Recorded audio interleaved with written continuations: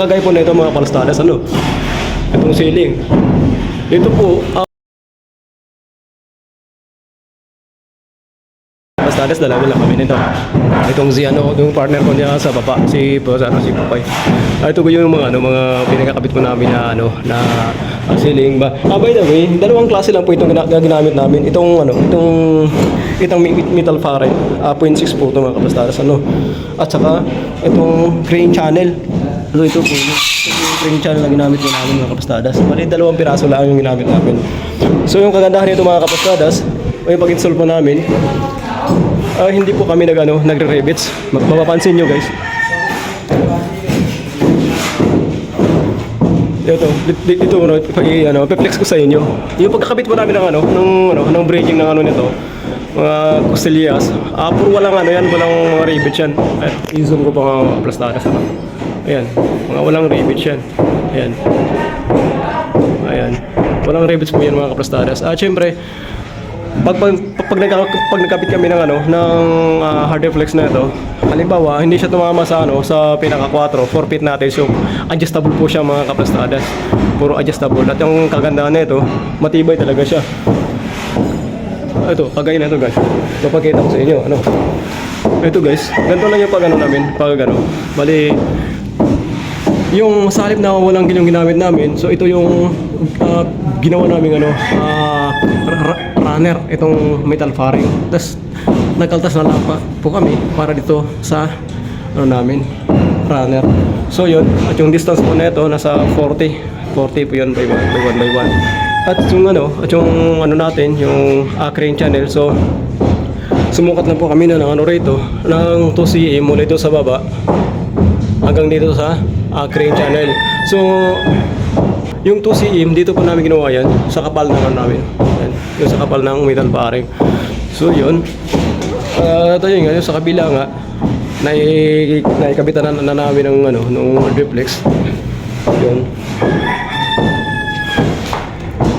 Siyempre, may mga hanger din sa taas. Nilagyan po ng hanger yan para importante guys na matibay po siya.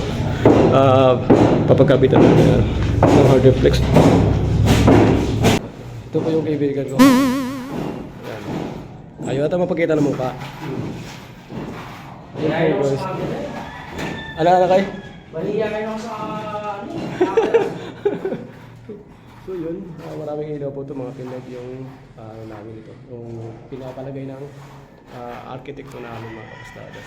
At ito yung pag na sila, makapagsimula na po sila ng pag-skim coat para sabay-sabay na po matatapos ng project ni At nga pala guys, dito sa grupo ni boss John, diyan sa description ilagay ko na lang po yung pangalan niya, tapos yung contact number para alam mo na kung sino po yung yung mga nais magagawa. So napaka-mabilis at quality na trabaho itong boss ko ngayon. So ito nga po yung progress nung ginawa namin ceiling. Bali naka-offset po siya ng 2 cm mula dito sa baba ng finish ng natin, hard reflex. At by the way guys, kinakabitan rin po natin ang W clip yan. Ayan po, yan. At yung tumble nito, yung sukat po nito mga plastadas is 10 cm.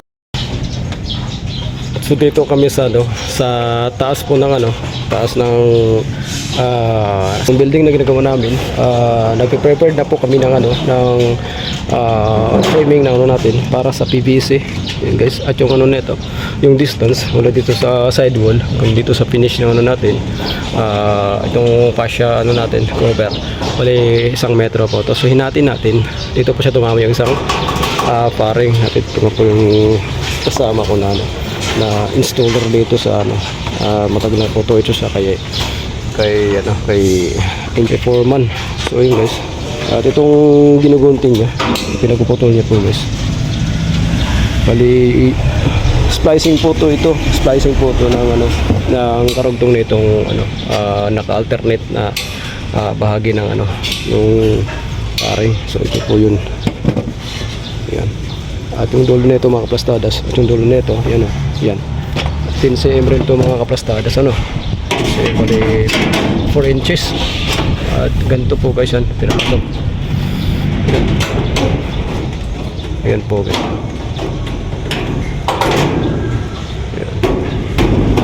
Pinapasok po to rito sa may ano, baba na.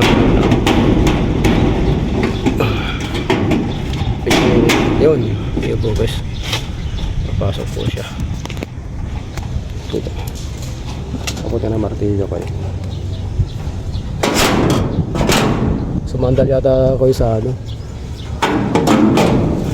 So, sumandal sa may ano, sa may pinag-repair. Sumandal sa may pinag-repair niya. At ingat lang koy. Mataas tong ano natin. Ito guys yan. Diba? Mapansin nyo. Sirapiro na po. So dito po guys. Sa talpak yung PVC natin. Dito na po yun.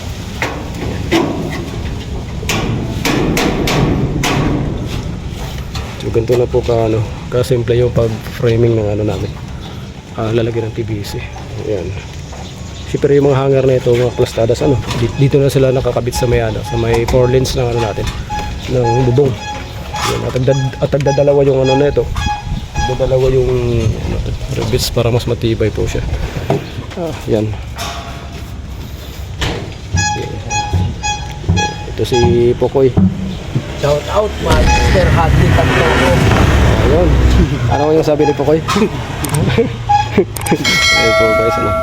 Dito sa kabila na pipinturan na sila mga plastadas.